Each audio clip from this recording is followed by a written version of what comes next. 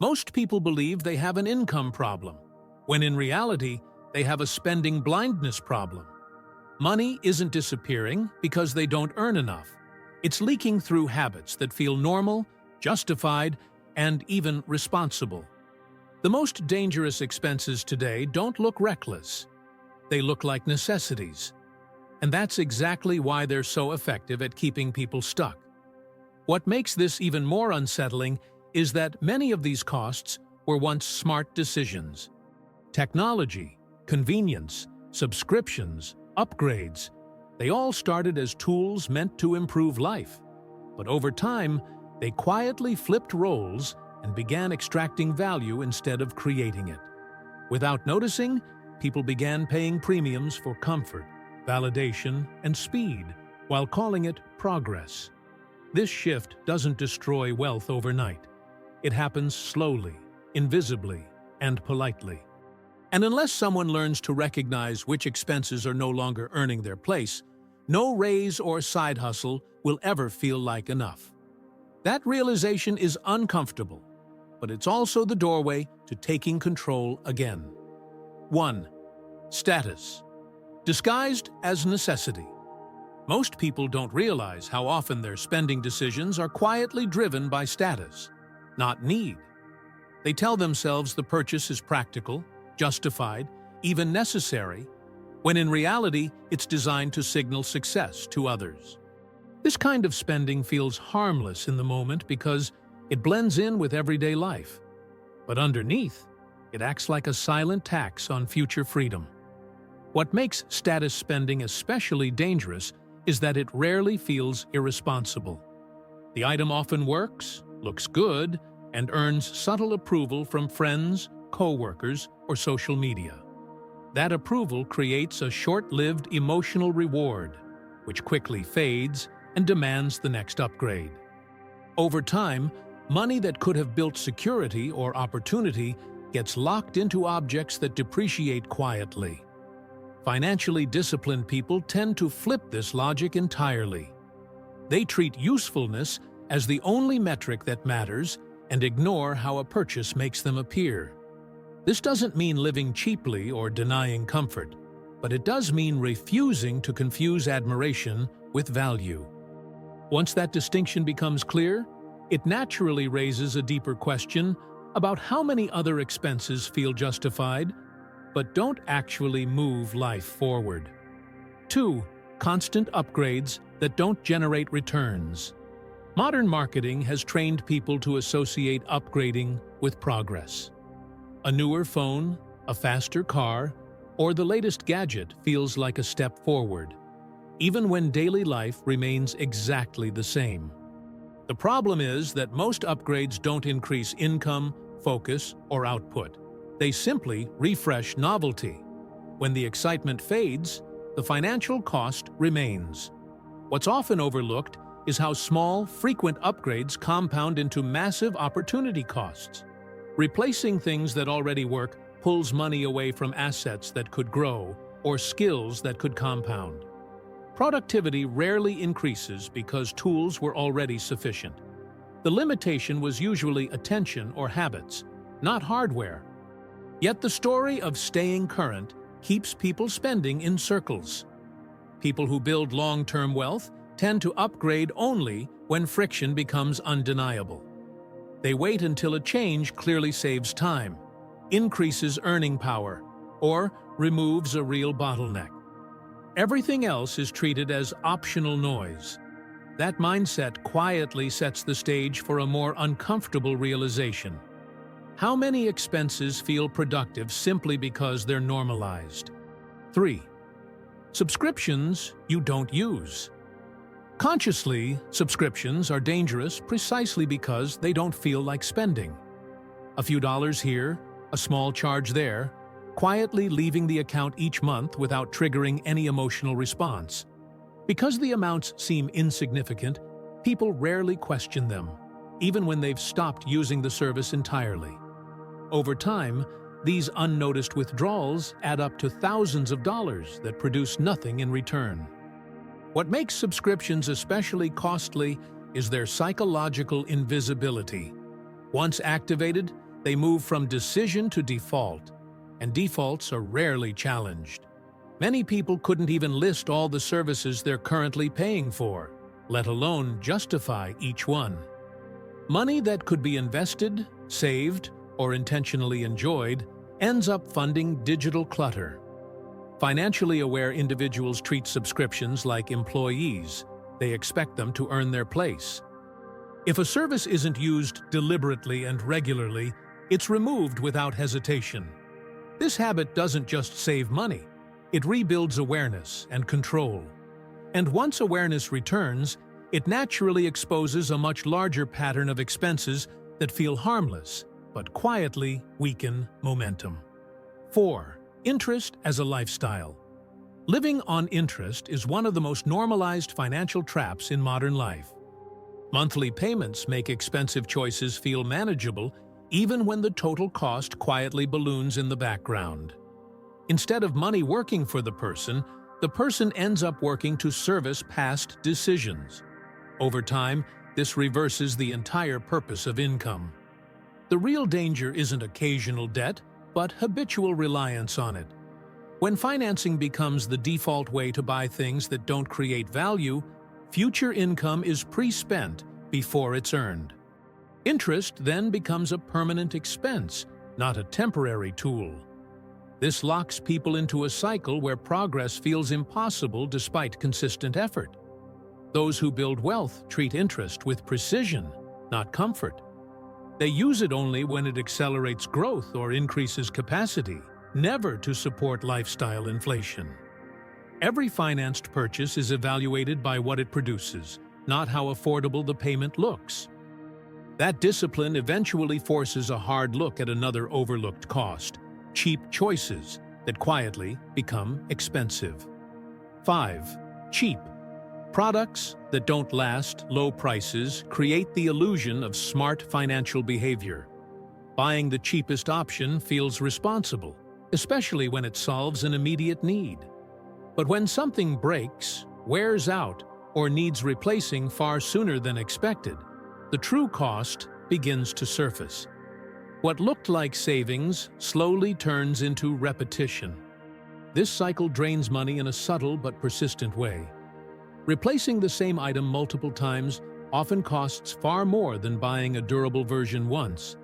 Beyond money, there's also the hidden cost of time, frustration, and decision fatigue. Cheap products don't just fail materially, they fail to support consistency and stability. People who think long-term tend to evaluate purchases by lifespan, not price. They ask how often something will need to be replaced and what problems it might cause over time. That shift in thinking reframes spending as a strategic choice, not a reaction. And once that lens is applied, it becomes impossible to ignore another trade-off people make daily: convenience. 6. Convenience that buys time but destroys money. Convenience is often sold as a reward for being busy. Paying extra to save a few minutes feels justified when life feels overwhelming. But when convenience becomes the default instead of the exception, it quietly erodes financial discipline. Small premiums stack up, and the habit trains impatience rather than efficiency. The deeper issue is that convenience spending rarely solves the real problem. It masks poor systems, weak planning, or lack of boundaries around time. Ordering instead of preparing, outsourcing instead of organizing, rushing instead of structuring, each choice trades long-term control for short-term relief. Over time, money is spent to compensate for habits that were never addressed. Financially grounded people use convenience intentionally, not emotionally. They save it for moments where leverage truly matters, not for everyday discomfort. Most of the time, they build routines that reduce friction naturally. And as those routines strengthen, another pattern becomes visible. How often entertainment fills space it was never meant to occupy. 7. Excessive entertainment as escape, not leisure. Entertainment stops being restorative when it becomes automatic. What starts as a way to relax slowly turns into a default response to boredom, stress, or discomfort. Hours disappear into screens, feeds, and shows without intention or memory. Instead of recharging energy, this kind of consumption quietly drains it. The financial cost is only part of the problem. Excessive entertainment also steals attention, motivation, and mental clarity, the very things needed to improve income and decision-making. When leisure becomes an escape, it prevents people from addressing the areas of life that actually need change. The habit feels harmless because it's socially accepted, even encouraged. People who value long-term growth treat entertainment like dessert, not a main course. They choose it deliberately and limit it to moments where it truly enhances life. That boundary preserves both energy and focus. And once focus returns, it becomes much easier to spot another expensive distraction. Promises that sound too good to be true. 8. Courses, gurus, and get-rich-quick promises. The appeal of fast results is powerful, especially when progress feels slow. Courses and gurus often package hope in a way that feels structured, professional, and urgent. They promise shortcuts, frameworks, or secrets that appear to bypass years of effort. What's really being sold is relief from uncertainty, not reliable outcomes. Most of these offers succeed because they shift responsibility away from execution. If the system doesn't work, the buyer assumes they missed something and looks for the next solution. This creates an endless loop of consumption disguised as self-improvement. Knowledge accumulates, but results don't. People who actually build wealth rarely chase promises. They focus on principles. They invest in learning only when it connects directly to action and measurable progress. Real progress is usually boring, repetitive, and unglamorous, which is why it's rarely marketed. Once that truth is accepted, attention naturally shifts toward something far more fundamental: energy and health. 9. Food and habits. That sabotage energy. Most people underestimate how expensive low energy really is. Poor food choices and careless habits don't just affect health. They quietly reduce focus, motivation, and endurance. When energy drops, productivity follows, and opportunities are missed without being noticed. The cost shows up later as stalled progress and limited capacity. What makes this problem deceptive is how normalized it is. Feeling tired becomes a baseline, not a warning sign. People compensate with caffeine, sugar, or stimulants instead of fixing the root cause. Over time, the body pays interest on neglect, and performance continues to decline. Those who think long-term treat energy as a financial asset. They invest in sleep, nutrition, and simple routines that stabilize output across years, not days. This consistency compounds in ways money alone never could. And once personal capacity improves, a final subtle drain becomes impossible to ignore: the habit of comparison. 10. Constant comparison with other people's financial lives. Comparison distorts reality more than almost any other habit. People compare their behind-the-scenes struggles with someone else's highlight reel and assume they're falling behind. Social media, conversations, and even casual observations create a false sense of urgency to keep up. This pressure pushes decisions that are reactive, not strategic. The financial damage comes from copying outcomes without understanding context. Someone else's lifestyle may be funded by debt, family support, timing, or sacrifices that aren't visible. When comparison becomes the reference point, personal goals lose clarity. Money stops serving a plan and starts serving an image. People who build durable wealth learn to narrow their focus aggressively. They measure progress against their own past decisions, not other people's current appearances.